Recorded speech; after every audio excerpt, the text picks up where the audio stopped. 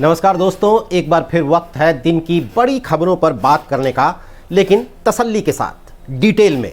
जैसे किसानों और सरकार के बीच बातचीत एक बार फिर बेनतीजा रही है। आखिर सरकार किसानों को समझाने में नाकाम क्यों है? पटना के एक हाई प्रोफाइल मर्डर ने सीएम नीतीश कुमार को इस कदर तनाव में ला दिया है कि वो पत्रकारों पर ही लाल पीले हुए जा रहे हैं। कोरोना के खिलाफ हमारी आखिरी जंग कल से शुरू होने जा रही है। किसे लगेगा सबसे पहला टीका? और क्रिकेट में भारत और ऑस्ट्रेलिया के बीच आखिरी टेस्ट मैच पर भी पहले ही दिन विवादों का साया।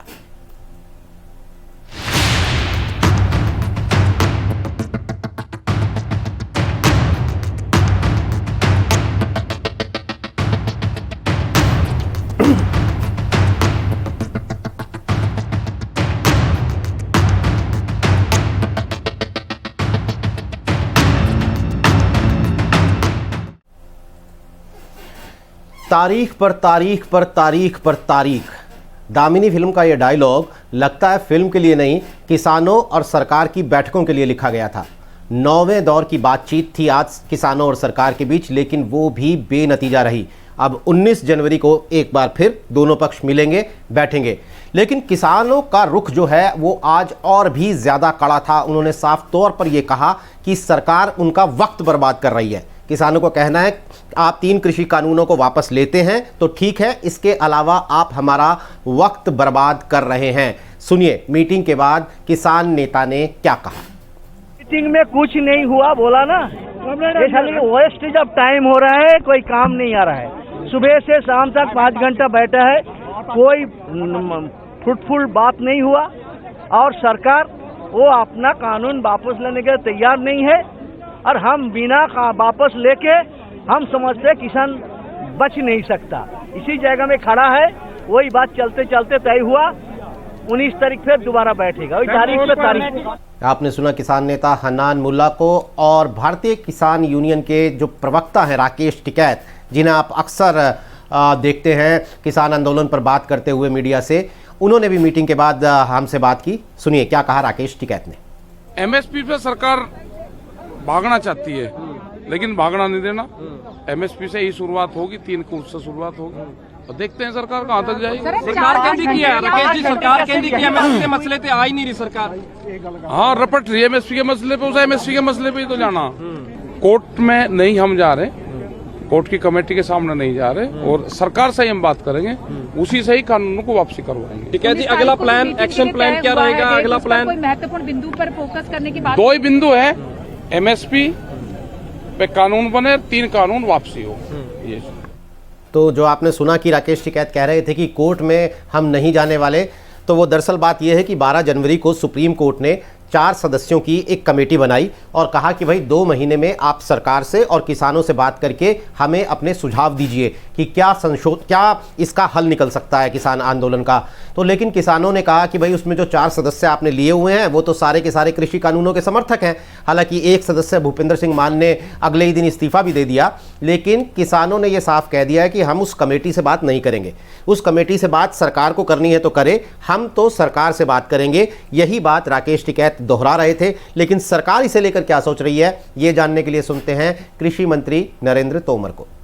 चर्चा में उन्होंने अपना मत व्यक्त किया और हमारे मंत्री जी ने विस्तार से उस एक्ट को सभी यूनियन के साथ सामने रखा और उनकी जो शंकाएं हैं उनको समाधान करने की कोशिश की। लेकिन चर्चा निर्णायक मोड़ पर नहीं पहुंच पाई। यूनियन और सरकार दोनों ने मिलकर ये तय किया कि 19 जनवरी को दोपहर 12 बजे पुनः चर्चा करेंगे। मुझे आशा है कि जो चर्चा आज हुई है, यूनियंस उस चर्चा को आगे बढ़ाने का प्रयत्न करेंगी। किसान ये बार बार कह रहे हैं कि उन्हें अपने इस आंदोलन में पॉलिटिकल पार्टीज़ का साथ नहीं चाहिए, लेकिन इसके बावजूद पॉलिटिकल पार्टीज़ को एक मौका दिख रहा है सरकार को घेरने का, केंद्र सरकार को घेरने का, इसलिए वो बार बार इस आंदोलन में कूद जाती हैं। जैसे कांग्रेस पार्टी ने आज किसान अधिकार दिवस मनाया, सड़क से लेकर सोशल मीडिया तक सरकार के खिलाफ माहौल बनाया गया। दिल्ली में अगर बात करें तो राहुल गांधी और प्रियंका गांधी ने उपराज्यपाल अनिल बैजल के घर के बाहर विरोध प्रदर्शन किया। कांग्रेस पार्टी ने आंदोलनकारी किसानों के समर्थन में स्पीक फॉर किसान अधिकार हैशटैग स्पीक फॉर किसान अधिकार सोशल मीडिया पर ये हैशटैग भी चलाया था। लेकिन जैसा मैं आपको बता रहा हूं कि किसान बार बार ये कह रहे हैं भाई हमें पॉलिटिकल पार्टीज़ का साथ नहीं चाहिए। वे दरअसल उन्हें लगता है कि पॉलिटिकल पार्टी उनके आंदोलन को पोल्यूट कर देंगी। लेकिन इसके बावजूद कांग्रेस का मैंने आपको दिखाया कि कांग्रेस ने आज किस तरीके से एक देशव्यापी अभियान चलाया। मायावती भी कह रही हैं कि जो है वो सरकार को कृषि कानून वापस ले लेने चाहिए। समाजवादी पार्टी भी किसानों के समर्थन में खड़ी हो जाती है। तेजस्वी यादव भी खड़े हो जाते हैं। तमाम ममता बनर्जी भी खड़ी हो जाती हैं। तमाम विपक्षी पार्टियों को ये लग रहा है कि किसान आंदोलन जो कि 50 दिन से जारी है उसके बहाने वो केंद्र सरकार को बहुत अच्छे से घेर सकते हैं। लेकिन आज दिल्ली में अपने इस प्रदर्शन के बाद राहुल गांधी ने क्या कहा, जरा ये सुनते हैं। बातचीत डिले के लिए हो रही है क्योंकि नरेंद्र मोदी के माइंड में ये है कि हम इनको थका देंगे, इनमें दम नहीं है। हमारे हाथ में सत्ता है, हमारे पास पुलिस है, हमारे पास इंटेलिजेंस है, हमारे पास सब कुछ है, इनके पास कुछ नहीं है। ये नरेंद्र मोदी जी के माइंड में मिसअंडरस्टैंडिंग है। मैं आपको कह रहा हूं कि कानून रद्द होंगे और इसलिए होंगे क्योंकि ये जो मंत्री हैं ना, इनको हिंदुस्तान के किसान की शक्ति नहीं मानते। ये पीछे हटने वाले नहीं हैं। नरेंद्र मोदी जी को समझ जाना चाहिए कि ये नहीं हटने वाले हैं। ये हिंदुस्तान है, ये पीछे नहीं हटता है। उनको पीछे हटना पड़ेगा, आज नहीं तो कल। अगर इंटेलिजेंट होते तो आज ये कर देते, मगर ये किसान नहीं हटने वाला। ये जो 3 कानून हैं, ये किसान को खत्म करने के कानून है कि अगर हमने इसको यहां नहीं रोका तो ये आगे बढ़ता जाएगा। 4-5 बड़े बिजनेसमैन हैं और नरेंद्र मोदी हैं और बाकी कोई है ही नहीं। ना किसान है, ना मजदूर है, ना कि बाकी बिजनेस वाले हैं। एयरपोर्ट, कोर्ट, सब कुछ बस ये 5 लोग चला रहे हैं। और कौन चलाने दे रहा है? नरेंद्र मोदी। ये सच्चाई है और नरेंद्र मोदी हिंदुस्तान को नहीं समझ रहे हैं। तो आपने सुना कि राहुल गांधी सीधे प्रधानमंत्री नरेंद्र मोदी को घेर रहे हैं, ये कहते हुए कि 4-5 उद्योगपति मित्रों के लिए वो किसानों का सौदा कर रहे हैं। अब जब राहुल गांधी पीएम नरेंद्र मोदी पर हमला बोलेंगे तो भला बीजेपी के नेता क्यों चुप रहेंगे? और इस हमले का जवाब देने के लिए पलटवार किया कृषि मंत्री नरेंद्र तोमर ने। राहुल गांधी के बयान पर और राहुल गांधी के कृत्य पर पूरी कांग्रेस सिर्फ हंसती है और उनका उपहास उड़ाती है। मैं आपके माध्यम से राहुल गांधी को कहना चाहता हूं कि 2019 में कांग्रेस पार्टी के मैनिफेस्टो में ये रिफॉर्म वो करेंगे, यह वायदा उन्होंने लिखित में किया था। अगर उनको याद ना हो तो वो अपना मैनिफेस्टो उठाकर दोबारा से पढ़ लें। अगर उस मैनिफेस्टो में इस बात का उल्लेख है तो राहुल गांधी जी और सोनिया गांधी जी को इसी प्रकार से भारत की प्रेस के सामने आना चाहिए और यह स्वीकार करना चाहिए कि वो उस समय झूठ बोल रहे थे या आज झूठ बोल रहे हैं। नेता एक दूसरे पर वार पलटवार करते रहेंगे, लेकिन किसानों की ये मैं कामयाबी ही मानूंगा कि उन्होंने इतने दिनों तक अपने इस आंदोलन को इस पॉलिटिक्स से, पार्टी पॉलिटिक्स से अभी तक तो दूर ही रखा हुआ है। अब सवाल ये है कि 19 जनवरी को अगली बातचीत में क्या कोई नतीजा निकलेगा। और इसके अलावा 26 जनवरी की रैली के बारे में भी किसानों ने आज ये कह दिया है कि भाई अगले 2 दिन के अंदर हम उस रैली का जो है वो पूरा कार्यक्रम बता देंगे कि हम कहां से कहां जाएंगे और किन रास्तों पर आएंगे। दरअसल 26 जनवरी की इस ट्रैक्टर रैली ने, जिसका ऐलान किसानों ने किया हुआ है, इसने केंद्र सरकार की चिंता बढ़ाई हुई है कि अगर अपने ट्रैक्टरों के साथ हज़ारों लाखों किसान दिल्ली शहर में आ गए तो 26 जनवरी का क्या होगा। उस दिन बाकायदा राजपथ पर परेड निकलती है, बड़ी भव्य परेड, जिसमें प्रधानमंत्री समेत तमाम नेता शामिल रहते हैं, राष्ट्रपति वहाँ पर रहते हैं। इंग्लैंड के प्रधानमंत्री बोरिस जॉनसन को भी आना था, लेकिन वो कोरोना की वजह से नहीं आए। अब ऐसे में जब इतना हाई प्रोफाइल कार्यक्रम सेंट्रल दिल्ली में चल रहा होगा, लुटियंस दिल्ली में चल रहा होगा, और किसान अपने ट्रैक्टरों को लेकर आ गए तो क्या होगा, इसे लेकर सरकार काफ़ी चिंतित है। चलते हैं दोस्तों अगली खबर की तरफ, और वो खबर हमें ले जा रही है पटना, जहां पर इंडिगो के मैनेजर रुपेश सिंह की एक हत्या हुई और इस हाई प्रोफाइल मर्डर ने नीतीश कुमार को सवालों के कटघरे में खड़ा कर दिया। दरअसल पटना के अंदर, बल्कि बिहार के अंदर जो अपराध की वारदात हैं वो पिछले दिनों में लगातार सुर्खियां बनी हैं और नीतीश कुमार पर सवाल उठे हैं। अब मिस्टर कूल कहा जाता है नीतीश कुमार को राजनीति का, लेकिन वो इन दिनों इतने तनाव में दिखते हैं कि बात बात पर भड़क जाते हैं। आज भी जब हमारे सहयोगी उत्कर्ष ने नीतीश कुमार से रुपेश हत्याकांड पर सवाल किया तो वो भड़क गए, लाल पीला हो गए और फिर उसी लालू राज की बात करने लगे और जंगल राज की याद दिलाने लगे। देखिए ये रिपोर्ट।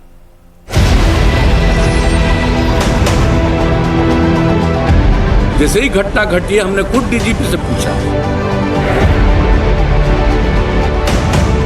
पति पत्नी के राज में जितना अपराध होता रहा आप उसको क्यों नहीं हाईलाइट करते? ये है बिहार के मुख्यमंत्री नीतीश कुमार।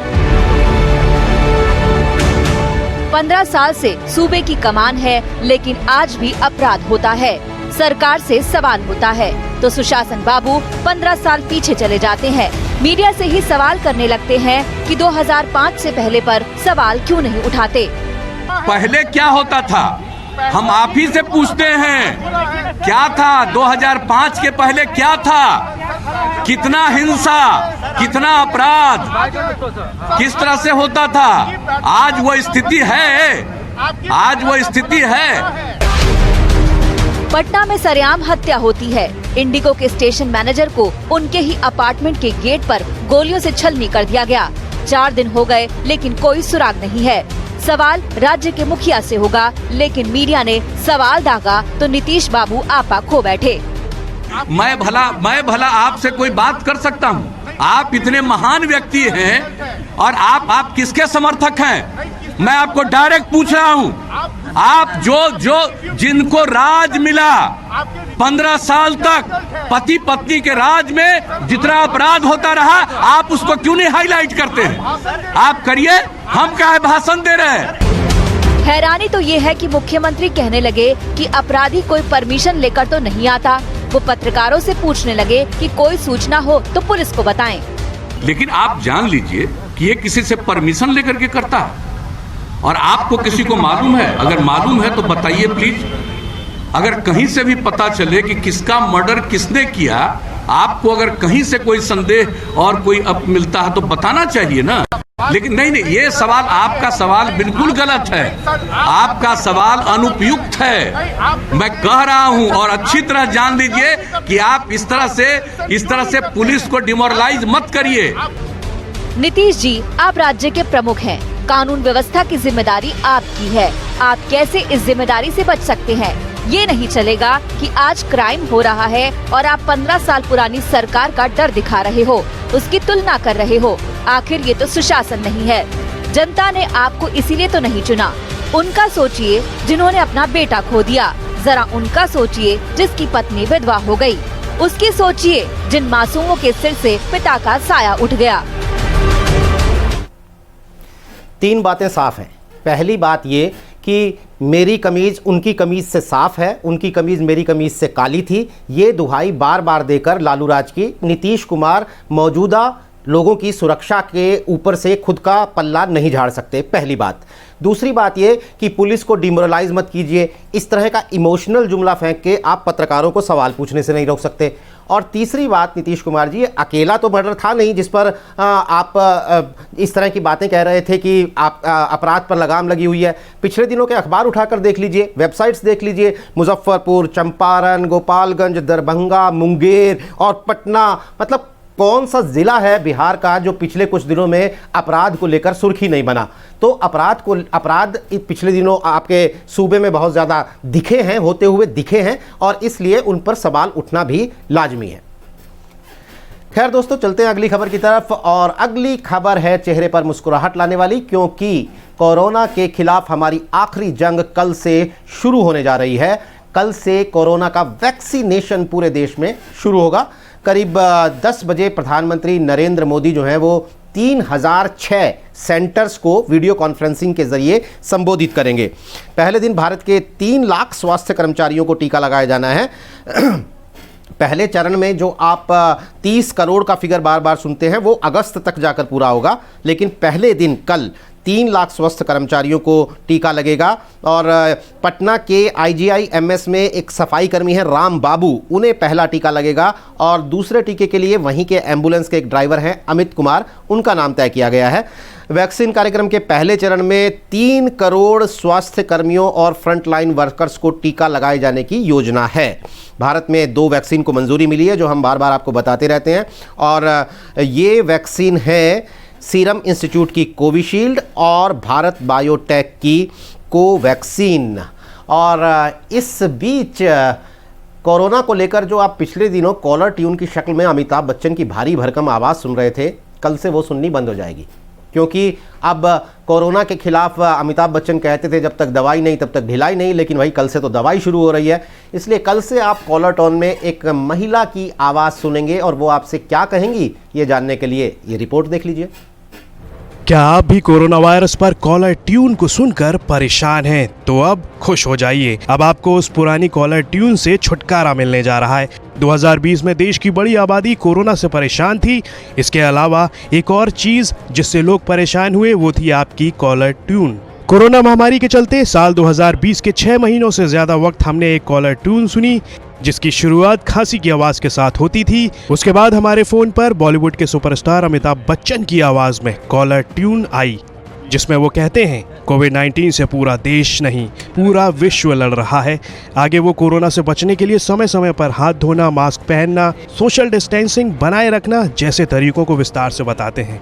अब 16 जनवरी को भारत में शुरू होने वाले कोविड-19 वैक्सीनेशन की अंतिम उल्टी गिनती के साथ हमें एक नए कॉलर ट्यून के साथ बधाई दी जाएगी। नई कॉलर ट्यून में एक महिला की आवाज़ है। इसका उपयोग कोविड-19 वैक्सीनेशन ड्राइव के बारे में जागरूकता के लिए किया जाएगा। कॉलर ट्यून एक सुरीली धुन के साथ फीमेल आवाज़ में कहती है, नया साल कोविड-19 की वैक्सीन के रूप में नई आशा की किरण लेकर आया है। कॉलर ट्यून में आगे सुनाई देता है, भारत में बनी वैक्सीन सुरक्षित और प्रभावी है, कोविड के विरुद्ध हमें प्रतिरोधक क्षमता देती है। भारतीय वैक्सीन पर भरोसा करें, अफवाहों पर भरोसा ना करें। ये संदेश जनता से अपील करता है कि वे भारत में बनी स्वदेशी वैक्सीनों पर विश्वास रखें और अफवाहों पर भरोसा ना करें। इसके अलावा प्रधानमंत्री नरेंद्र मोदी के नए नारे चिकित्सा और सावधानी दोनों पर भी जोर दिया गया है। बता दें कि बिग बी की आवाज़ वाली कॉलर ट्यून हटाने को लेकर कुछ दिन पहले दिल्ली उच्च न्यायालय में याचिका भी दायर की गई थी। इस याचिका में कहा गया था कि कॉलर ट्यून में असली कोरोना वॉरियर की आवाज होनी चाहिए। अब अमिताभ बच्चन की आवाज को कोरोना कॉलर ट्यून में नहीं, उनके जगह नई आवाज में कॉलर ट्यून सुनाई देगी। वैक्सीनेशन की खुशी तो है ही, साथ साथ कॉलर ट्यून से भी छुटकारा मिल रहा है। न्यूज तक ब्यूरो। तो कल से देश भर में कोरोना वैक्सीनेशन के अभियान की शुरुआत हो रही है।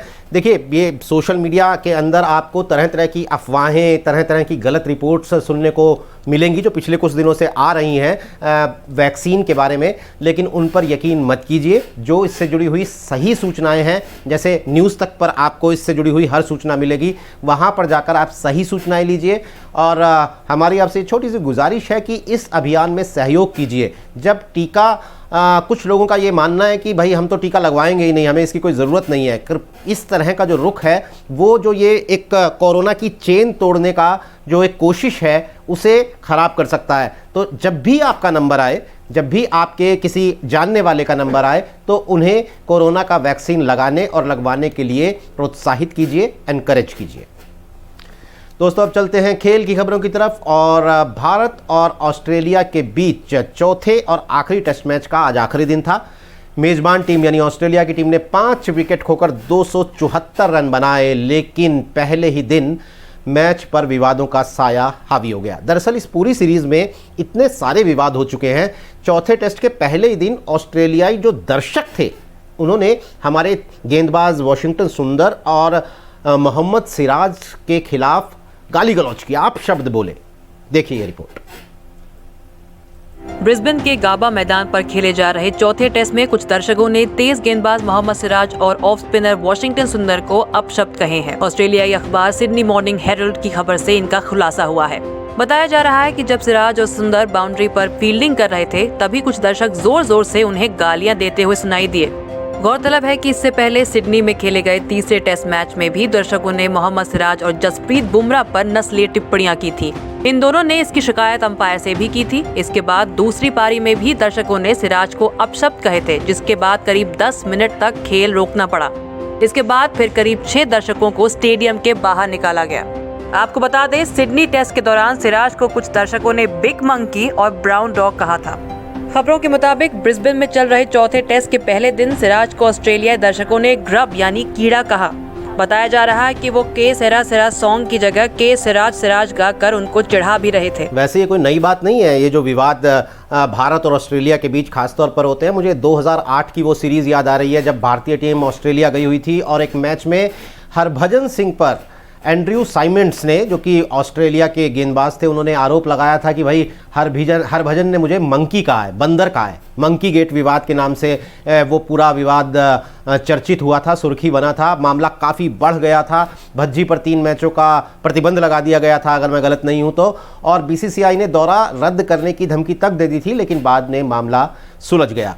खैर दोस्तों, ये चौथा टेस्ट आखिरी टेस्ट है सीरीज़ का। अब तक भारत और ऑस्ट्रेलिया एक टेस्ट जीत कर बराबरी पर हैं। तो हम तो टीम इंडिया से यही कहेंगे कि विवादों से बचिए, इन पर ध्यान मत दीजिए और जमकर खेलिए और जीत कर ट्रॉफी लेकर आइए। चलते हैं अगली खबर की तरफ, और अगली खबर है सर्दी और सर्दी की वजह से हुए पॉल्यूशन की।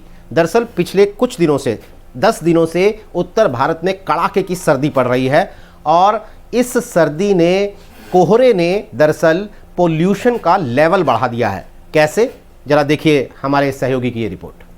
राजधानी दिल्ली में ठंड के प्रकोप के साथ साथ दिल्ली में जिस तरीके से प्रदूषण का स्तर बढ़ रहा है उसने दिल्ली वासियों के लिए एक बार फिर मुसीबत जो है वो बढ़ा दी है। PM10 और PM2.5 का जो लेवल है वो दिल्ली के अंदर बेहद खराब स्थिति में पहुंच गया है।